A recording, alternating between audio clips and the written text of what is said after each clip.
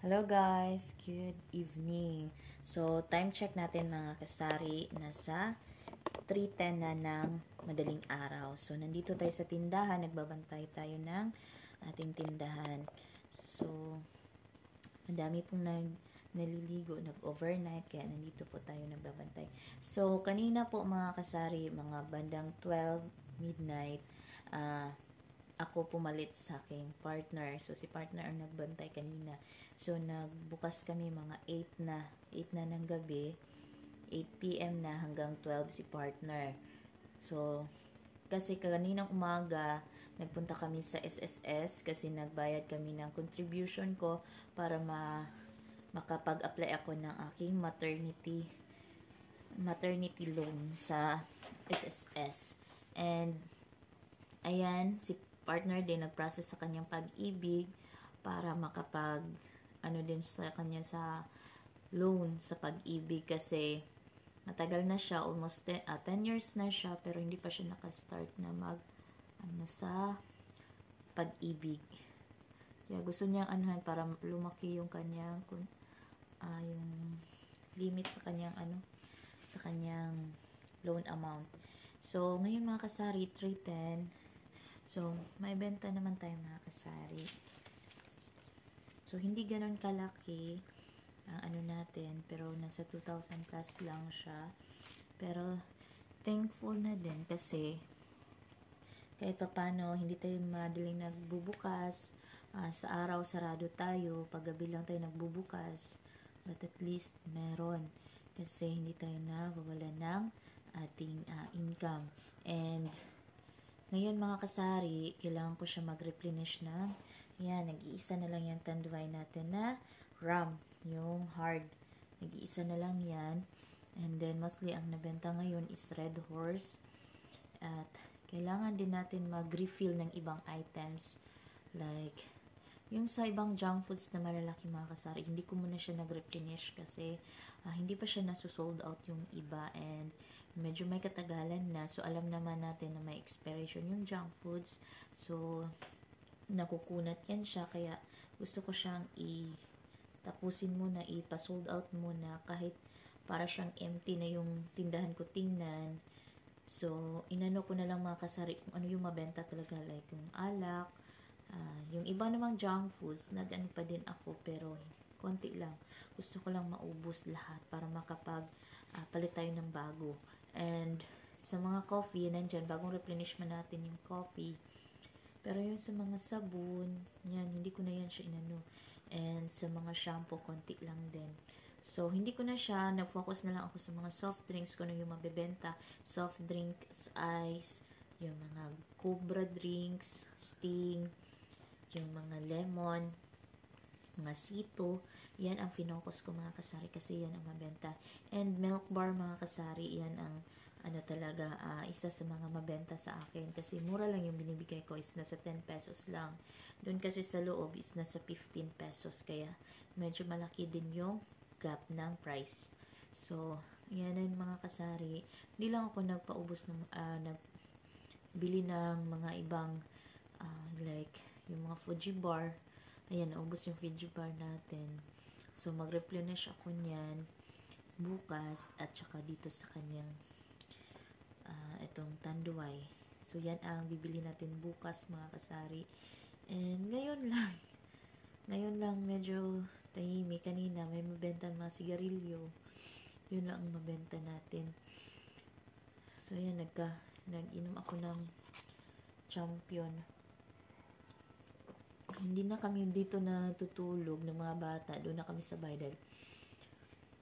Dito kasi hindi pa ako nakapaglinis ng ng aming tindahan. Ang dami na pong mga yan sa bukbuk yung sa kahoy. Kaya, yan, medyo makati siya kapag So, nag-focus na lang muna ako na magbenta dito. So, ngayon mga kasari, pakita ko sa inyo, may ginawa ako kanina. Since si partner dito nagbantay kanina, so ako naman is gumawa ako ng mango float sa tub. So, yan. Yan ang ibebenta natin mga kasari. So, ayan.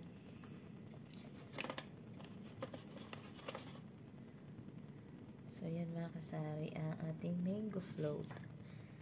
Ayan. So, bebenta natin yan siya. Pwede yan siya mabenta natin ng 65 to 70 pesos ang per tub. And yung lumpia natin, hindi ko pa nagawa. Freezer ko muna. And, ayan, madami tayong mga gulay dyan. So, ayan ang, ito. Yung mga binili ko mga yung mga gulay, tsaka mga prutas, yan. Gawin ko pa kasi ito siyang lumpia. Meron din tayong langka.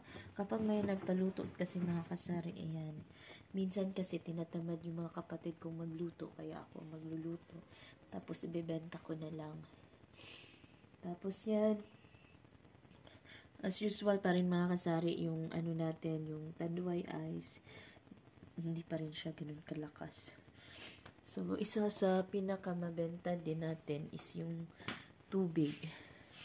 Yung tubig pa din mga kasari. So, medyo tahimik na ngayon. Medyo tahimik na sila. Hindi na nag-video okay. Siguro natutulog na. Kaya, yan. Ako naman gusto ko na sanang matulog. Kasi bawal baya sa buntis na magpuyat. Pero, kaya nag-break out talaga yung mga pimples ko ngayon na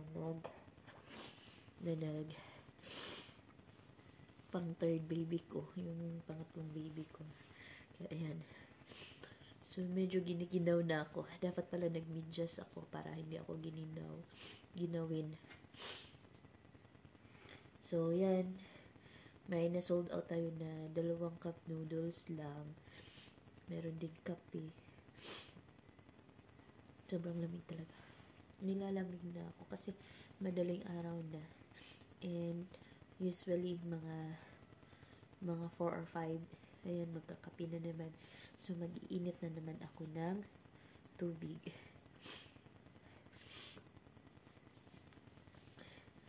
So, ayan, nagbisi-bisihan lang ako sa mga nagdaang araw.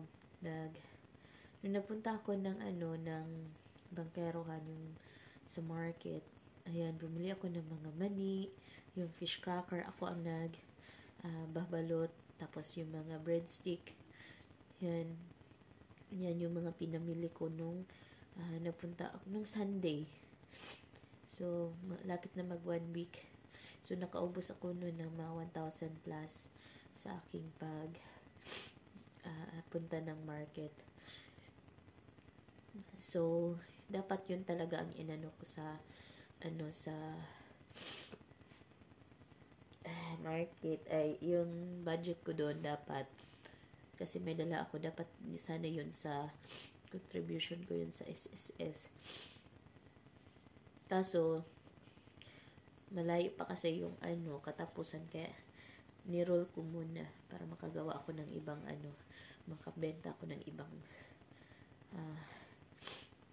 produkto. Sinipon na talaga ako. And kanina mga kasari sa SSS nga pala, usapan natin sa SSS contribution. So, matagal na ako, last ko na is 2000, I think 2000, kailan ba yung last ko?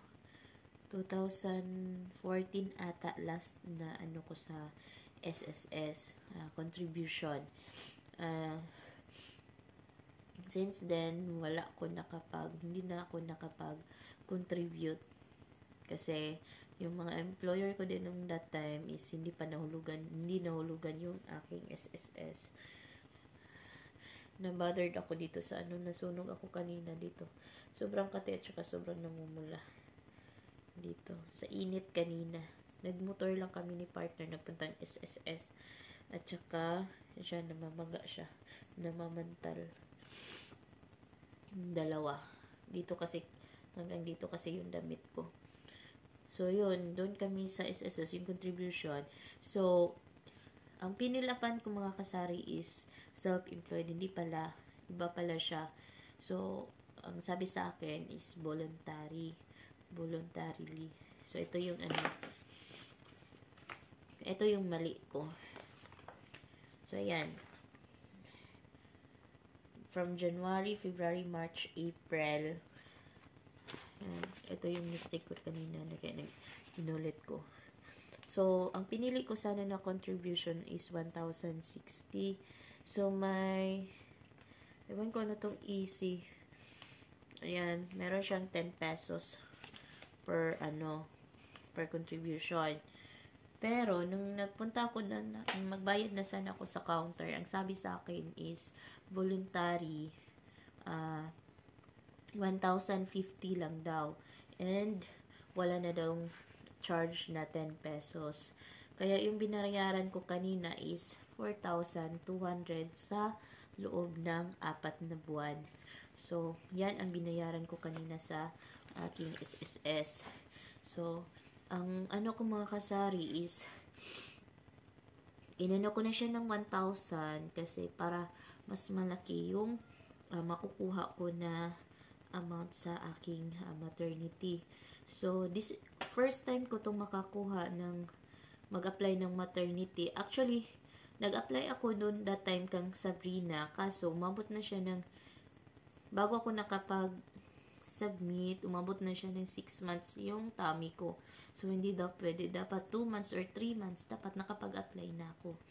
Kaya, hindi ako nakakuha ng maternity kay Talia and Sabrina.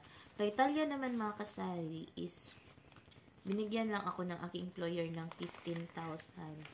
So, hindi na ako nag-ano dun that time sa aking kasi maliit lang din yun. Kasi during pandemic that time. So, hindi na ako nagkulit na mag-ano sa SSS. Kasi sabi ng employer ko, bibigyan na lang nila ako. So, yun yung 15,000. So, sana dito sa pangatlong baby, hoping na malaki-laki yung makukuha natin na maternity. Kasi inano ko talaga na mas malaki yung contribution para so binayaran ko siya para ma-active yung account ko. Kasi ilang years din siya, hindi siya nababayaran. So kaya binayaran ko siya ng 4 na buwan. And then May and June, magbabayad na naman ako niyan. Kasi parang 6 months lang ata. Okay na siya 6 months. So, ang ko na lang mga kasari is mag-apply ako through online. And, ko na lang siya kasi naka-register na ako sa online. Ang gawin ko na lang is magpa-prenatal ako. So, may schedule na ako sa Mercy this coming katapusan.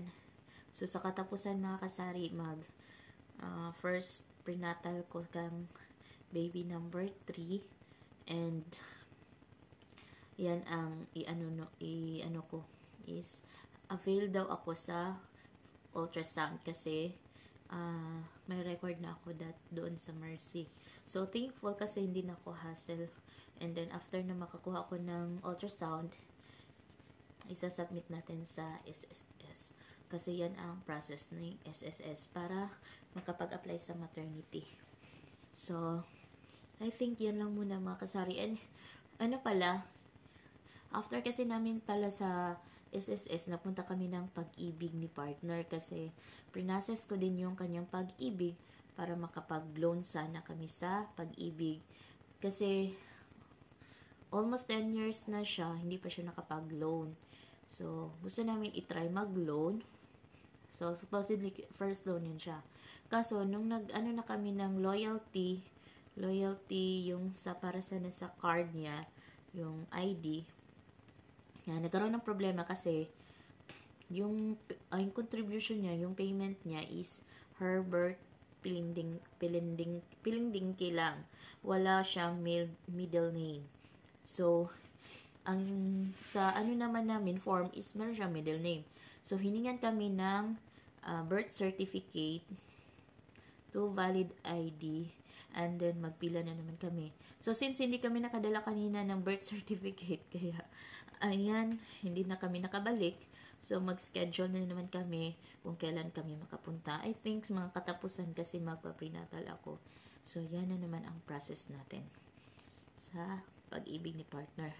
Kasi, kailangan talaga mag-ano ka ng time niyan kasi yung absence ni partner, ayan, dapat maisa lahat ng mga lakarin. So, ayan mga kasari, medyo mahaba-haba na yung pinag-uusapan natin. Yan lang po muna ang ating update ngayon. So, naganap sa akin ngayong araw, nung kanina. Umaga hanggang gabi ngayon, umaga na. So, ayan, tumilaok na yung mga chicken. So far, tahimik na ngayon. So, siguro natapos na sila mag-inom. Pwede na siguro akong matulog. And, mamaya magising na yan sila kapag gusto magkape. So, yan lang muna mga kasari. And thank you so much for watching. Good night, everyone. Bye-bye.